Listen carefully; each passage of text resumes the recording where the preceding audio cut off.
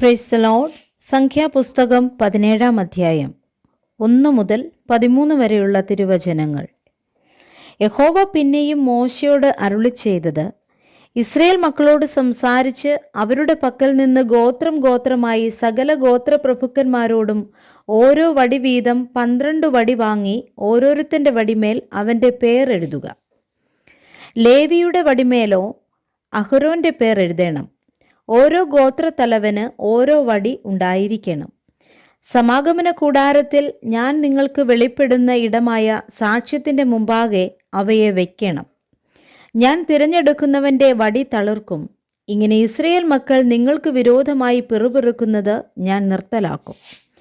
മോശ ഇസ്രായേൽ മക്കളോട് സംസാരിക്കുകയും അവരുടെ സകല പ്രഭുക്കന്മാരും ഗോത്രം ഗോത്രമായി ഓരോ പ്രഭു ഓരോ വടി വീതം 12 വടി അവൻ്റെ പക്കൽ കൊടുക്കുകയും ചെയ്തു. വടികളുടെ കൂട്ടത്തിൽ അഹരോൻ്റെ വടിയും ഉണ്ടായിരുന്നു. മോശ വടികളെ സാക്ഷ്യകൂടാരത്തിൽ യഹോവയുടെ സന്നിധിയിൽ വെച്ചു. പിറ്റന്നാൾ മോശ സാക്ഷ്യകൂടാരത്തിൽ കടന്നപ്പോൾ ലേവി ഗൃഹത്തിനുള്ള അഹരോൻ്റെ വടി തളർത്തിരിക്കുന്നത് കണ്ടു. അത് തളർത്തു പൂത്തു ബദാം ഫലം കായ്ച്ചിരുന്നു. മോശ വടികളെല്ലാം യഹോവയുടെ സന്നിധിയിൽ നിന്ന് എടുത്ത് ഇസ്രായേൽ മക്കളുടെ അടുക്കൽ പുറത്തു കൊണ്ടുവന്നു. അവർ ഓരോരുത്തൻ താന്താൻ്റെ വടി നോക്കിയെടുത്തു. യഹോവ മോശയോട്, അഹരോൻ്റെ വടി മത്സരികൾക്ക് ഒരു അടയാളമായി സൂക്ഷിക്കേണ്ടതിന് സാക്ഷ്യത്തിൻ്റെ മുമ്പിൽ തിരികെ കൊണ്ടുവരിക. അവർ മരിക്കാതിരിക്കേണ്ടതിന് എനിക്ക് വിരോധമായുള്ള അവരുടെ പിറുപിറുപ്പ് നീ ഇങ്ങനെ നിർത്തലാക്കും എന്ന് കൽപ്പിച്ചു.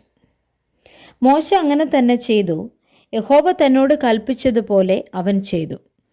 അപ്പോൾ ഇസ്രായേൽ മക്കൾ മോശയോട്, ഇതാ ഞങ്ങൾ ചത്തൊടുങ്ങുന്നു, ഞങ്ങൾ നശിക്കുന്നു, ഞങ്ങളെല്ലാവരും നശിക്കുന്നു.